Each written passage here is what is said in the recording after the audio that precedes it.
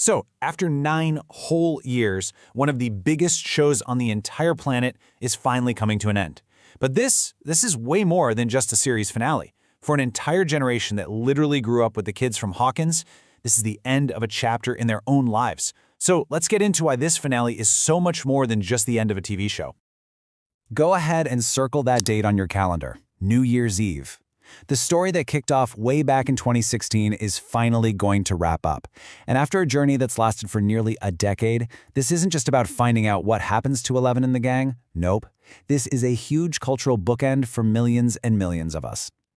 Just think about this for a second. If you were, say, 10, maybe 15 years old when this show first dropped, you are now a young adult. You have literally grown up right alongside these characters.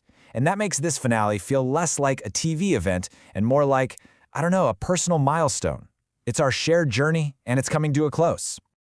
Okay, to really wrap our heads around the weight of this moment, we have to look at the sheer scale of this finale. I mean, the numbers are just staggering, and they show a level of anticipation that's actually changing how we watch TV. Get this, 59.6 million views. The demand was so huge, so immediate, that it actually caused Netflix's servers to temporarily freeze up for people. This wasn't just another premiere, it was a full-on digital stampede.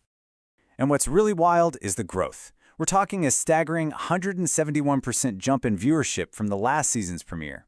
This just proves the show's cultural gravity hasn't faded. Heck no, it's gotten exponentially stronger as we've gotten closer to the end. And check this out. For the first time on this kind of scale, the finale isn't just an at-home streaming thing.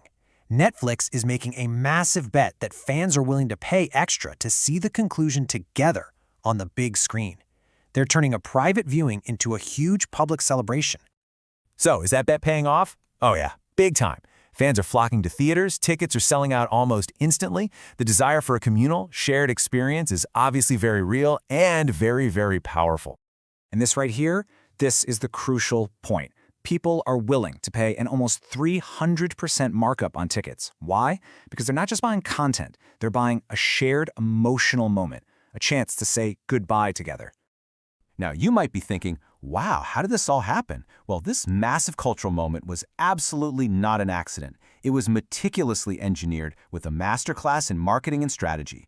See, instead of dropping it all at once, Netflix staggered the release across 3 major holidays. This strategy turned what could have been a one-night event into a 5-week cultural takeover, completely dominating the conversation from Thanksgiving all the way to New Year's. Genius. And of course, retailers went all in. Target launched over 150 new products, more than half of them exclusive to their stores. They turned fan excitement directly into holiday sales with incredible stuff like, come on, a Demogorgon-shaped popcorn bucket? Even brands like Gatorade got in on it, tapping into this dual nostalgia. They didn't just slap a logo on a bottle, they literally revived their own products from the 80s, including those iconic glass bottles. It was a perfect cultural team-up.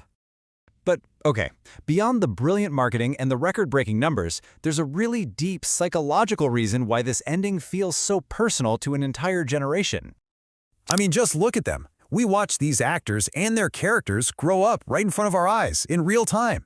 This wasn't just a show about kids anymore, it was a show that matured right alongside its audience. We were on this powerful, synchronized journey together.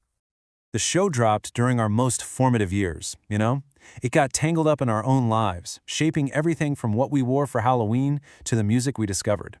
It represents this pre-pandemic innocence, but it was also the story that helped get us through a time of global lockdown. There's actually a term for this. It's called a parasocial relationship, that one-sided bond we form with characters on screen. But with Stranger Things, it feels different, right? Almost mutual. Because as the characters were dealing with first loves and figuring out who they were, so were we. The growth was happening in parallel. One analyst put it perfectly with this quote: "The show isn't just about fighting monsters in the Upside Down. It's about how connection, friendship, and our shared memories, those are the ultimate weapons against the darkness." And man, that feeling just resonates so deeply. So, finally, let's zoom out. What does this all mean for the future of culture? Because the end of Stranger Things might just be the end of an era in how we experience stories together. Really think about that question. In the world we live in now, with endless streaming options, a shared cultural touchstone like this, a show that pretty much everyone is watching and talking about, is becoming so rare. And this really shows the shift perfectly. We are moving away from the era of monoculture, that appointment TV time when shows like Friends or Game of Thrones were like a shared cultural campfire for everyone. Today, we're way more likely to be watching alone on millions of different little screens. Which, of course, leads to the big question, what's next? A spin-off is confirmed, but it's a clean slate, all new characters. Can the universe actually live on without the very people who made us fall in love with it in the first place? That is the billion-dollar question, and fans are split right down the middle. And honestly, this quote just sums it all up. This finale isn't just the end of a TV show, it's the closing of a chapter on a shared experience, the kind that might be almost impossible to create again in our fragmented world. And that's really the question we're all left with, isn't it?